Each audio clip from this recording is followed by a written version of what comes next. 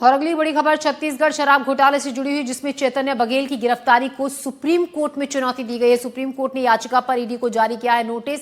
Supreme court ने notice जारी कर 10 दिन के अंदर जवाब मांगा है। चैतन्य बघेल के वकील कपिल सिब्बल ने कहा है कि ईडी ने पूछताछ के लिए सम्मन नहीं दिया, इस आधार पर गिरफ्तार कर लिया कि इसने जांच में सहयोग नहीं किया। इस आधार पर गिरफ्तार नहीं किया जा सकता है। हमने गिरफ्तारी को चुनौती दी है। ईडी की तरफ से एएसजी राजू ने यह कहा है कि सुप्रीम कोर्ट ने हमें 3 महीने में जांच पूरी करने का वक्त दिया है। ईडी के जवाब पर आरोपी चैतन्य बघेल के वकील को जवाब देने के लिए कोर्ट ने समय दिया। ये मामला 2161 करोड़ रुपए के कथित शराब घोटाले से जुड़ा हुआ है।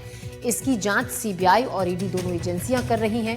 ईडी की जांच के अनुसार इस घोटाले में 2019 से लेकर 22 के बीच छत्तीसगढ़ सरकार के खजाने से भारी गड़बड़ी की गई।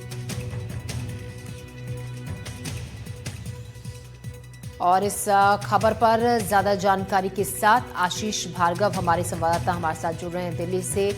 आशीष, चैतन्य बघेल की गिरफ्तारी को सुप्रीम कोर्ट में चुनौती दी गई है, क्या कहा गया है? नोटिस जारी कर सुप्रीम कोर्ट ने बताया है कि क्या सुप्रीम कोर्ट की तरफ से कहा गया है इस याचिका के बारे में? जी देखिए, सुप्रीम कोर्ट ने नोटिस ईडी को जारी किया है, 10 दिनों में जवाब मांगा है। यहाँ पर चैतन्य बघेल की तरफ से कपिल सिब्बल ने आरोप लगाया है कि ईडी ने सम्मन तक नहीं दिया पूछताछ के लिए और सीधा इसलिए गिरफ्तार कर लिया क्योंकि जांच में सहयोग नहीं किया। जब ईडी ने कभी बुलाया नहीं कानूनी तरीके से, तो वो ये कैसे कह सकती है कि कोई भी आरोपी जांच में सहयोग नहीं कर रहा है। उन्होंने ये भी कहा है कि इस आधार पर किसी को गिरफ्तार नहीं किया जा सकता है और इसलिए गिरफ्तारी को अवैध बताते हुए उन्होंने चुनौती दी है।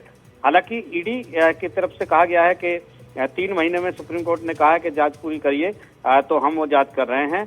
तो फिलहाल दोनों पक्षों की बात सुनते हुए ईडी को नोटिस जारी किया गया है चैतन्य बघेल की इस याचिका पर, और अब आगे सुप्रीम कोर्ट तय करेगा कि आखिरकार इस मामले में वो क्या कदम उठाएगा। काफी गंभीर है ये मुद्दा छत्तीसगढ़ शराब घोटाले का, जिसमें करीब 2000 करोड़ से ज्यादा के घोटाले की बात सीबीआई और ईडी दोनों आरोप लगा रही हैं। ईडी की जांच ये कह रही है कि 2019 से 2022 के बीच में छत्तीसगढ़ सरकार के खजाने से भारी गड़बड़ियां की गई थी। तो फिलहाल यहाँ मामला जमानत का है और अगली सुनवाई में सुप्रीम कोर्ट ये तय करेगा कि जो गिरफ्तारी ईडी ने की है चैतन्य बघेल की, वो गिरफ्तारी सही है, कानून के मुताबिक है या नहीं है, या फिर वो अवैध है। इसी पर सारा दारोमदार रहेगा। जी आशीष शुक्रिया आपको जानकारी के लिए। तो आगे आने वाले वक्त में चैतन्य बघेल की मुश्किलें बढ़ती हैं या कुछ कम होती हैं, ये देखने वाली बात होगी। इसी खबर पर ज्यादा जानकारी के साथ नीलेश त्रिपाठी हमारे सहयोगी भी हमारे साथ जुड़ रहे हैं। नीलेश, सुप्रीम कोर्ट में याचिका दाखिल की गई है चैतन्य की गिरफ्तारी को लेकर। अब क्योंकि अब जो अगली सुनवाई होगी उसी के बाद ये तय होगा कि मुश्किलें बढ़ती हैं, क्योंकि लंबे वक्त से चैतन्य जेल में बंद हैं, जिनको जो गिरफ्तारी है उसको लेकर एक याचिका दाखिल की गई है। 10 दिन के बाद इस पूरे मामले पर अब सुनवाई होगी।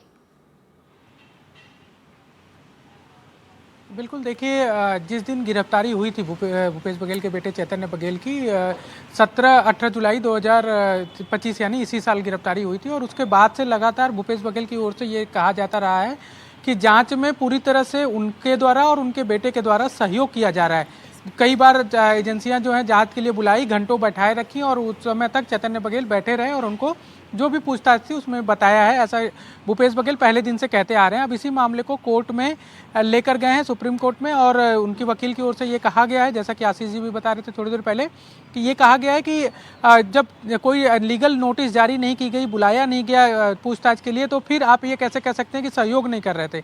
जबकि इससे पहले जितनी बार भी किसी भी मामले में बुलाया गया, चैतन्य बघेल उपस्थित हुए हैं, ईडी की टीम उनसे पूछताछ की है। इसी मामले को लेकर एक चीज़ और अपडेट दे दूं कि इस मामले में जमानत याचिका भी लगाई गई थी चैतन्य बघेल की ओर से। तो जो लोअर कोर्ट थी उससे जमानत याचिका 29 अक्टूबर जो बीता 29 अक्टूबर खारिज हुई थी, और उसके बाद हाई कोर्ट में जमानत याचिका लगाई गई है, जो कोर्ट ने एक्सेप्ट किया है, लेकिन उसकी अभी नई डेट नहीं मिली है कि कब उस पर सुनवाई होनी है। तो 2 पैरेलल मामले, जब एक जो लीगल रास्ता एक और हो सकता है कि जमानत के लिए अप्लाई किया जाए, अपनी दलीलें दी जाए, उस ओर भी चैतन्य बघेल की ओर से बढ़ा जा रहा है, उनके वकील की ओर से बढ़ा जा रहा है। और दूसरी ओर जो एक आरोप लगातार लग रहे थे कि ईडी ने जो कार्रवाई की है चैतन्य बघेल की गिरफ्तारी को लेकर वो ही अवैध है, उसको ही चैलेंज सीधे किया गया है, जिसको लेकर सुप्रीम कोर्ट में मामला दायर किया गया। अब 10 दिनों के बाद 10 दिनों के भीतर में ईडी इस पर क्या जवाब देती है और उसके बाद सुप्रीम कोर्ट का क्या रुख होता है, ये भी बड़ा देखने वाली बात होगी। और इसी बीच हाई कोर्ट इस पर क्या एक्शन लेता है, क्या उस पर सुनवाई के बाद फैसला लेता है, ये भी देखने वाली बात होगी जो जमानत याचिका को लेकर लगी है। तो यानी कि चैतन्य बघेल की ओर से पूरी कोशिश की जा रही है कि इसमें किसी भी तरह से उनको राहत मिले।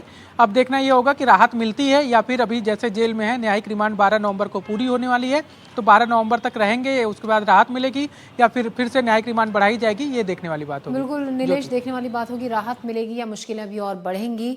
नीलेश, आप हमारे साथ बने रहिएगा, एक और खबर पर भी हम आपसे जानकारी लेंगे। पहले अपने दर्शकों को